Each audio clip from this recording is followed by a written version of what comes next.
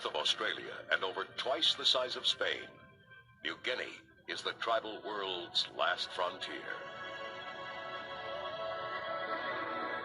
We rejoin Belgian ethnographer Jean-Pierre Dutilleux after his grueling trek through virgin jungle to try and locate what may be one of the last Stone Age tribes in the world. The contact took days to establish. The Toulambis first believed white men were living dead, but they finally accepted Dutilleux into their midst.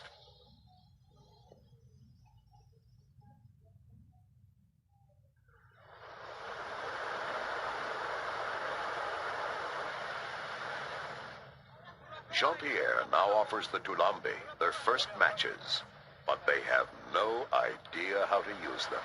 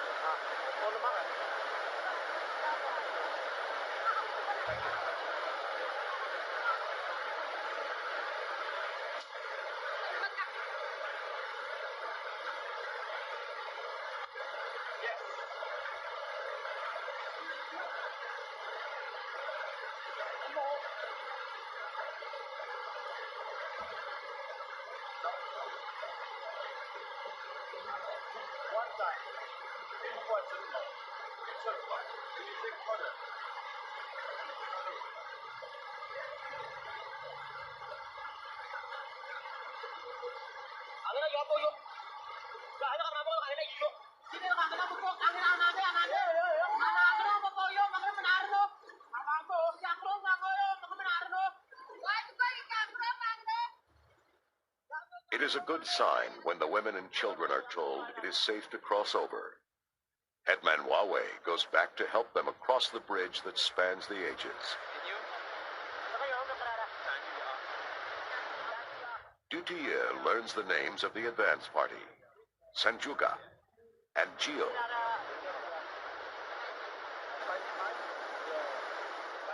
Nandamar, Nagaya,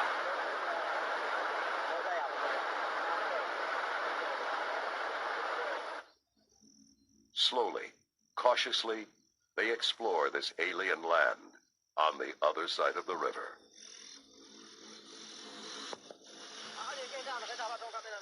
Following the example of explorers of centuries past, Dutilleux tries to win over the natives with a mirror.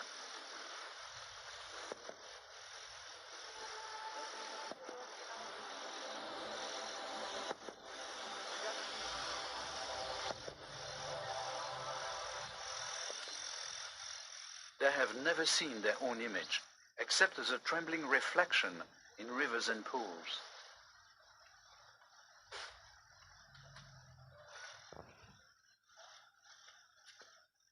Is it an evil eye? A trick of the living dead? Either way, it cannot be investigated without due caution.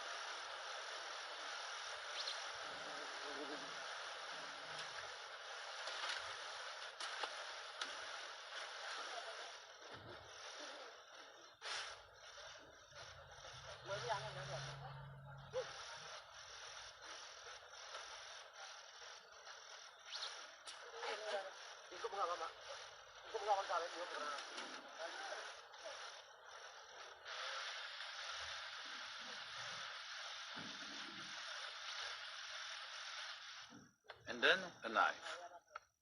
Stone Age man, short-circuiting evolution, leaping in the Bronze Age, the Iron Age, to reach the Age of Steel.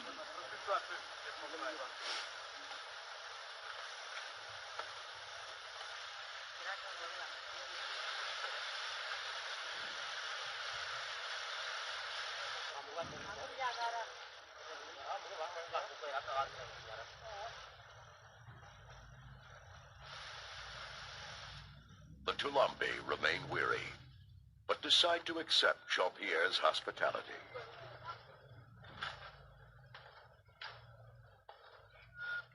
Metal plates, pots, and pans are another wonder. Rice is totally unknown. Sanjuga inspects it suspiciously.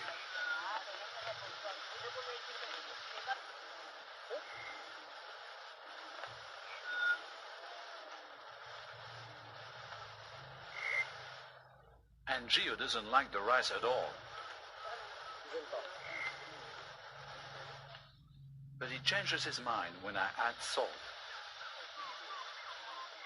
I'm concerned when Angio begins hitting his head. It turns out to be Toulambi body language for good. When Angio does it, it is a signal for the others to try the rice.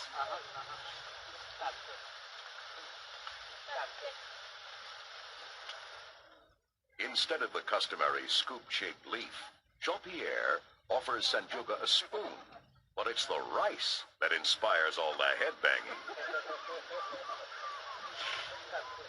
The modern idea that form follows function, that the design of the spoon will dictate its proper use, is obviously not self-evident.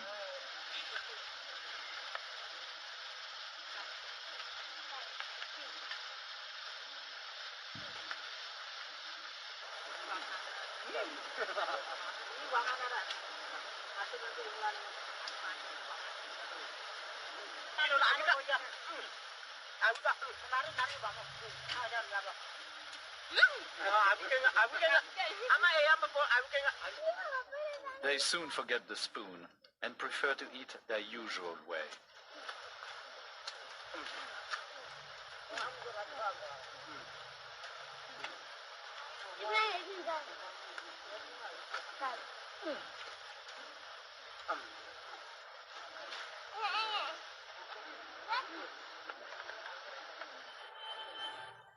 My cameraman, Filippo Tiglione, can now get close to individuals without their paying any attention.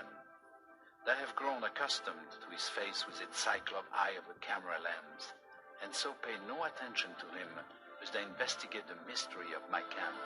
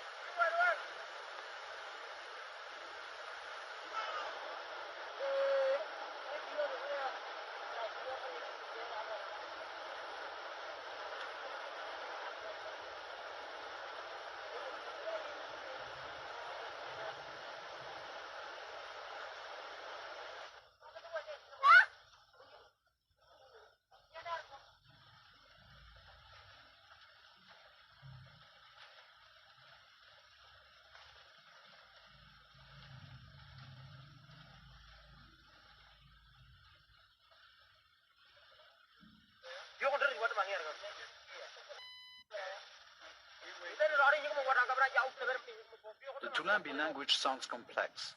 At this point, it's totally incomprehensible. They remain on guard. I am reassured when Angio returns the gift of fire. His way is not quite as fast as a match, but is probably more reliable in the damp rainforest. It certainly makes lighting pipes easy. They seem to consume wild tobacco heavily. Nicotine may be the most common narcotic used by primitive societies. The first transatlantic tribes, found by Europeans, said that the white man gave them alcohol, but they got their revenge by giving him tobacco. As the light fades on this extraordinary day, the Toulambi fade into the forest. At first, Dutier fears that they have gone for good, but they camp nearby, where there are wonders yet to see.